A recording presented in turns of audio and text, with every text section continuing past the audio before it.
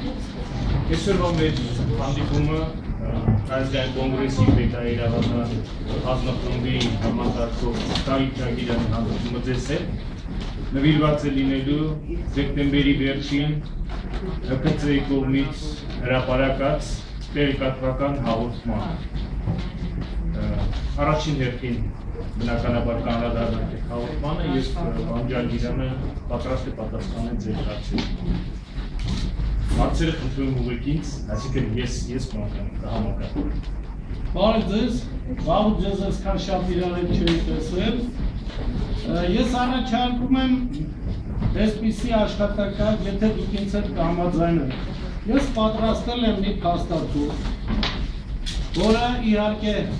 ծավալով մի քիչ գուցե տարողունակ է, կասեջ է, որը ես կցանկանայի ներկայացնել ձեր ուշադրությանը, բայց հասկանալով, որ գուցե չհամաձայնեք համբերել, մինչև ես այս 10 էջը ձեզ ներկայացնեմ,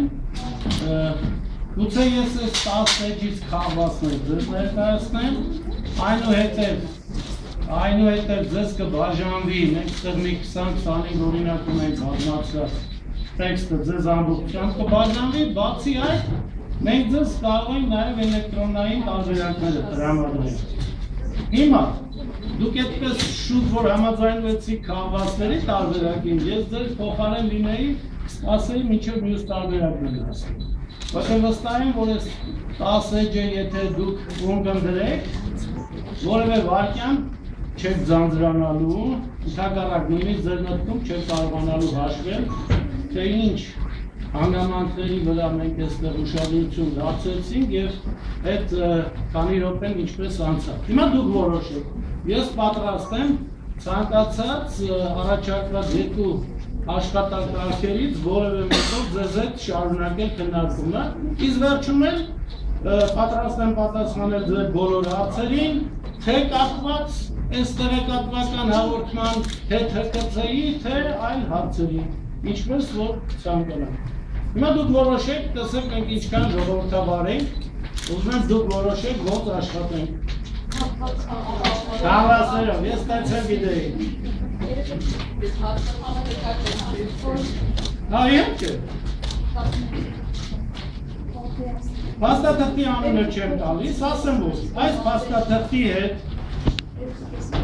մեր ծանոթացումը ոչ միայն չի փարատել մեր ունեցած կասկածները, գործի քննության օբյեկտիվության, բազմակողմանիության ու լրիվության ապահովման առումով, այլև հարուցել է նորերը, որոնցից ընդամենը մի քանիսին ես ձեզ ստորև կտեղեկացնեմ։ Հիմնական նպատակը այս փաստաթղթի մարդկային դեպքերի, իրավապահ և ուժային մարմինների գործողություններին, նախկինում տրված իրավաբանական անգրագետ ու սխալ քրեաիրավական գնահատականների ու որակումների ամեն գնով հաստատումն ու հիմնավորումն է, սա առաջինը։ Իսկ երկրորդ, նաև սպանություններից մի քանիսի բացահայտման աջակցելուն ուղղված փաստավար խմբի 3 զեկույցներում տեղ գտած փաստերի ու եզրակացությունների ամեն գնով առարկումն ու հերքումը։ Զրկված լինելով տեղեկատվական հաղորդման մեջ վերված հերքումների հերքման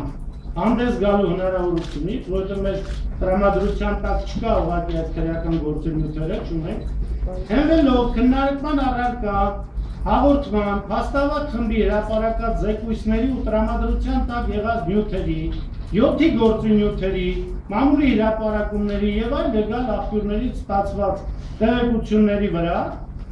ուրեմն մենք ներկայացնելու ենք մեր նկատառումներն ու գնահատականները, ինչպես մարտի 1-2-ի իրադարձությունների, դրանցում ներգրավված պետական ու իրավապահ մարմինների գործողությունների վերաբերյալ, այնպես էլ արձանագրված հանցագործությունների, մասնավորապես սպանությունների փաստերով հարուցված գործերի քննության ընթացքում թույլ տրված իրավական սխալների ու բացթողումների վրա։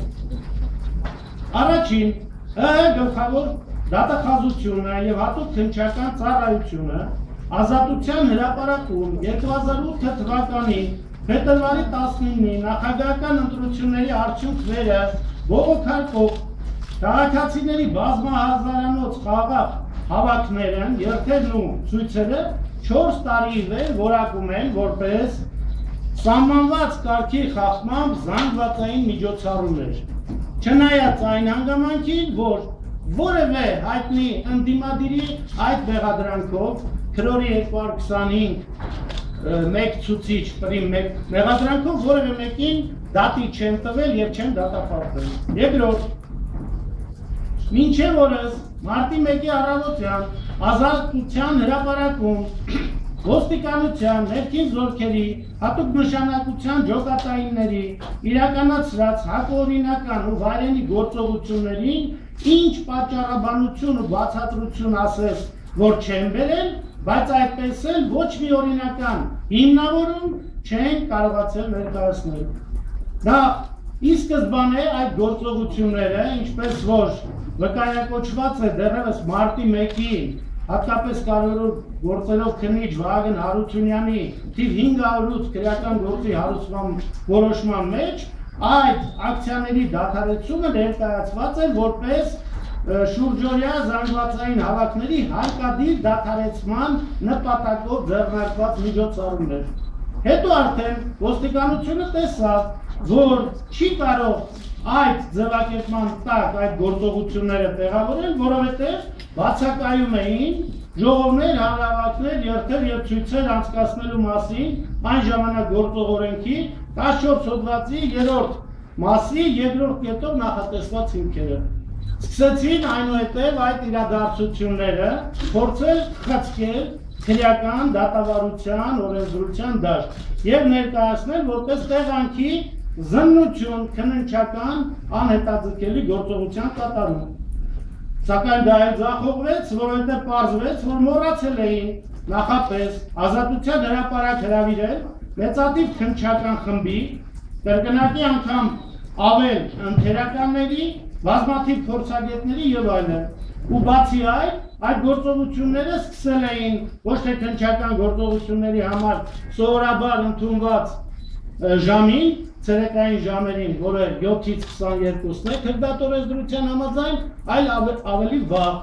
Դուք հիշում եք, թե ազգային ժողովի ժամանակավոր հանձնաժողովում ինչպես էին փորձում այդ օպերացիայի սկիզբը ժամը 6-ից տեղափոխել ժամը 7-ը։ Դրա միակ նպատակը նա էր, որ փորձեին այդ գործողությունները ձևակերպել կամ ներկայացնել որպես դատավարական քննչական գործողության կատարում։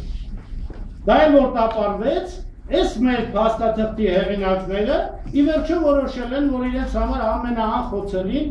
թերևս քիչ խոցելին, տեղանքի հետազոտում օպերատիվ հետախուզական գործունեության իրականացումն է, բայց կարծում եմ, չգիտեմ, դες մեջ իրավաբաններ կան թե չկան, բայց բոլոր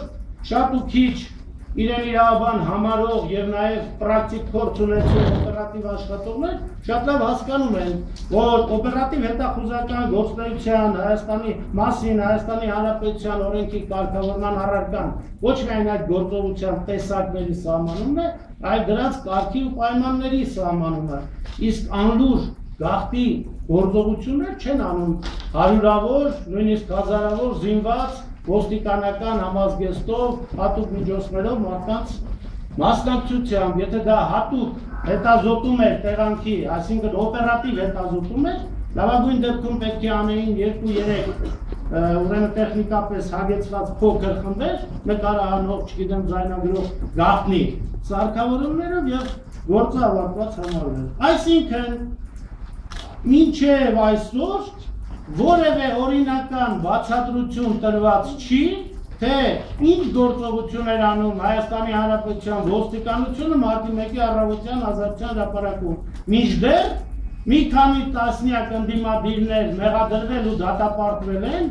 316 հոդվածով, որը ենթադրում էր, որ այդ ոստիկանությունը գործում է իրեն օրենքով վերապահված լիազորությունների շրջանակներում եւ ցուցարարները նաեւ քաղաքացիները նրան դիմադրություն են ցույց տվել, խոչընդոտել են այդ գործունեությանը եւ այլն։